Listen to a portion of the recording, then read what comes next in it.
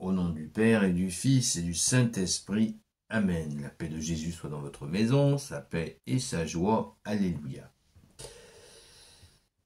Nous lisons le Saint-Évangile selon saint Matthieu, chapitre 16, versets 13 à 19. Que ta parole, ô Jésus, rentre dans mon esprit, que ma bouche proclame ta parole et que mon cœur l'accueille. Amen. Alléluia. Jésus était allé dans la région de Césarée de Philippe. Là, il posa à ses disciples cette question. D'après les gens, qui suis-je? Qui est le Fils de l'homme? Et ils répondirent, pour les uns, tu es Jean-Baptiste, pour d'autres, Élie, pour d'autres encore, Jérémie ou l'un des prophètes. Jésus leur demanda, et vous, qui dites-vous que je suis? Simon-Pierre prit la parole, tu es le Messie, le Fils du Dieu vivant. Jésus lui fit alors cette déclaration, heureux es-tu, Simon Bar-Yona, car ce n'est pas la chair et le sang qui te l'ont révélé, mais mon Père qui est dans les cieux. Et moi je te dis, tu es Pierre, et sur cette pierre, je bâtirai mon église, et les forces de mort ne l'emporteront pas sur elle. Je te donnerai les clés du royaume des cieux. Ce que tu lieras ici sur terre sera lié dans le ciel, et ce que tu délieras sur la terre sera délié dans les cieux. Amen. Merci Jésus. Alléluia pour ta parole.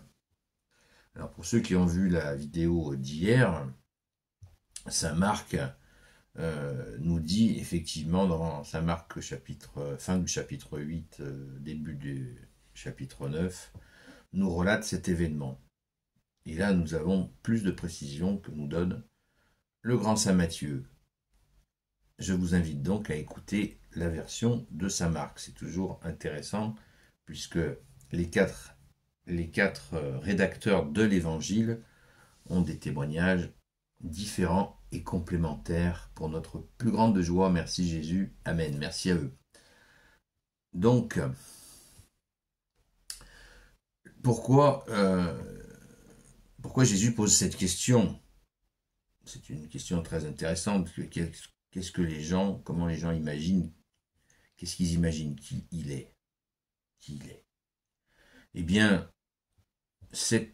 pour Saint Jean-Baptiste a donné l'explication. Les gens pouvaient croire effectivement qu'il était Saint Jean-Baptiste. Eh bien non.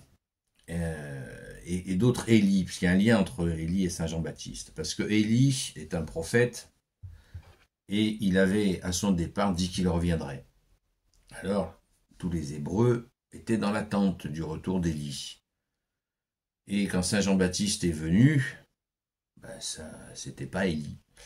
Et pourtant, il était effectivement très actif, puisqu'on dit qu'il est vraiment, comme il est le dernier des prophètes, il avait une importance vraiment primordiale.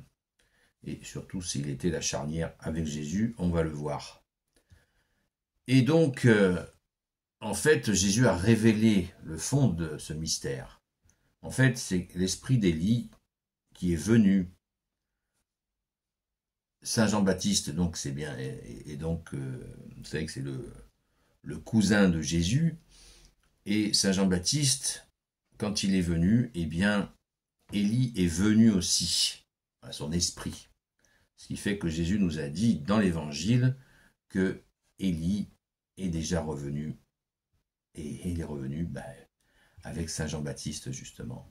Il a fait le boulot avec Saint Jean-Baptiste, en esprit, évidemment. Il ne s'agit pas d'une réincarnation, évidemment. Nous ne croyons pas à la réincarnation. Alors, les apôtres disent, oui, ou encore tu peux être Jérémie, ou l'un des prophètes. Donc, les gens ne savaient pas encore qu'il était le Messie. Jusqu'à ce que Jésus demande aux apôtres pour eux. Donc, il nous dit effectivement, il y a cette déclaration de Saint Pierre. Tu es le Messie, le Fils du Dieu vivant. Cela nous montre, et ça c'est très très important à retenir, que Saint Pierre, certains font à tort, présentent Saint Pierre comme étant quelqu'un qui est un pêcheur de poissons, un type qui ne réfléchit pas, un rustre. Malgré que même pour les rustres, nous devons avoir du respect, mais des fois on a cette espèce d'irrespect envers Saint Pierre. C'est assez désagréable parce que, je le répète sans cesse, Saint Pierre était disciple de Saint Jean-Baptiste. Et oui, Saint Jean-Baptiste qu'on appelle aussi le précurseur, avec son frère André. Et donc, quand Jésus est venu, Saint Jean-Baptiste a missionné Saint André et Saint Pierre, enfin Pierre et André, qui n'étaient pas encore saints, pour aller rencontrer Jésus, pour lui poser la question, est-ce que tu es le Messie? Et Jésus leur a fait cette réponse magistrale, il leur a dit, les aveugles voient, les sourds entendent, les muets parlent, les boiteux marchent,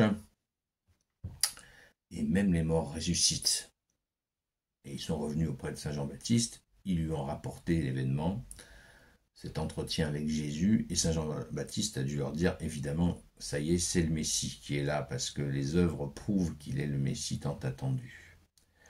Et là, donc Saint Pierre était déjà très informé du sujet, mais là, Jésus va plus fort encore, comme d'habitude, où Saint Pierre fait cette déclaration, tu es le Messie, le Fils du Dieu vivant.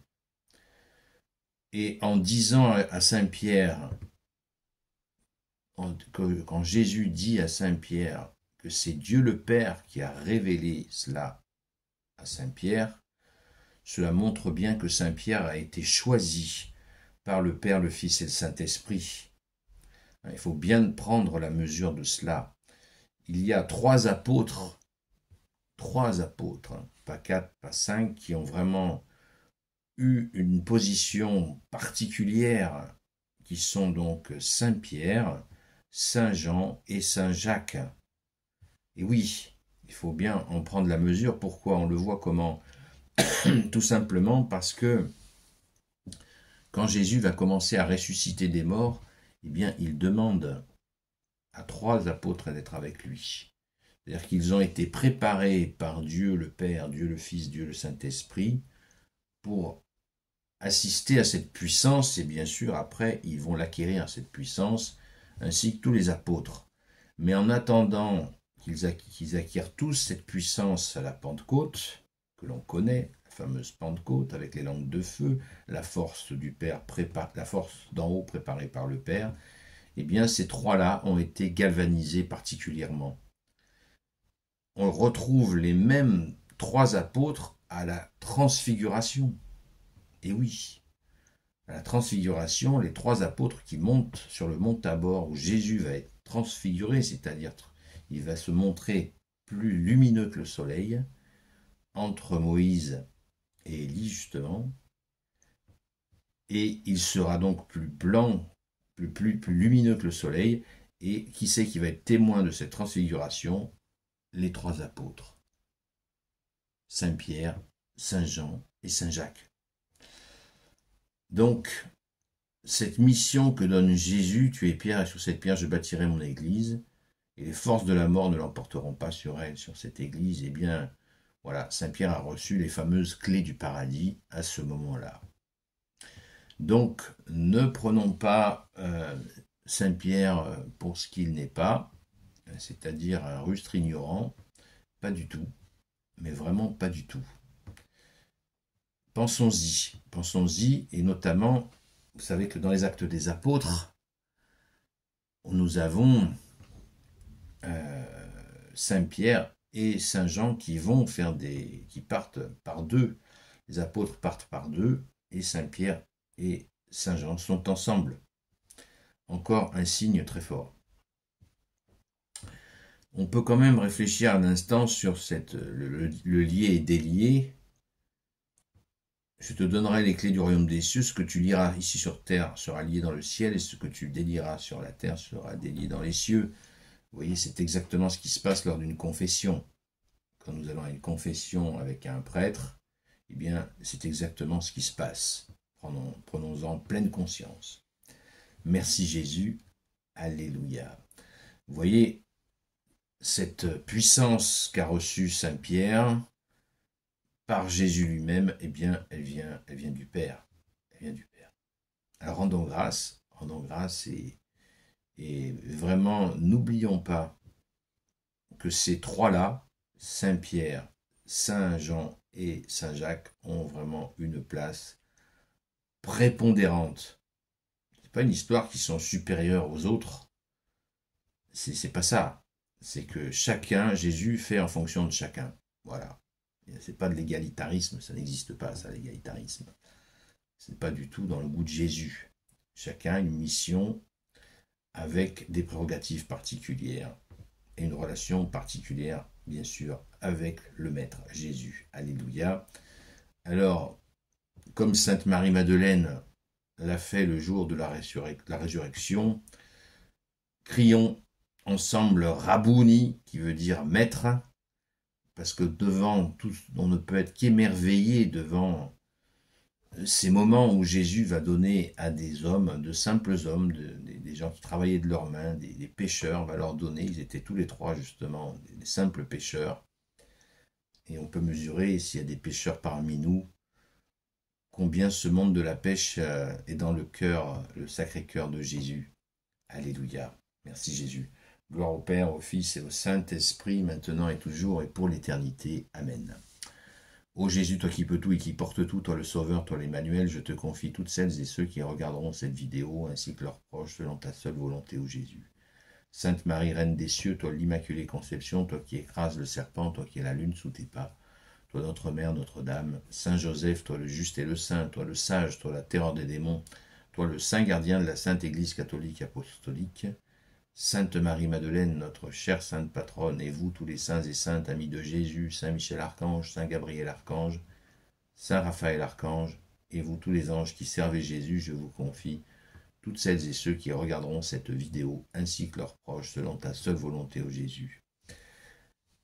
La paix de Jésus soit dans votre maison. Hier soir, j'étais très en retard pour le direct. Et bien, ce soir, ça risque d'être un peu pareil. Donc, ne vous inquiétez pas. Nous reprendrons donc lundi les horaires habituels de 20h-22h sur TikTok, sur la chaîne Seul Jésus Sauve. En attendant, je vous souhaite une belle journée dans la paix et la joie de Jésus. À très vite.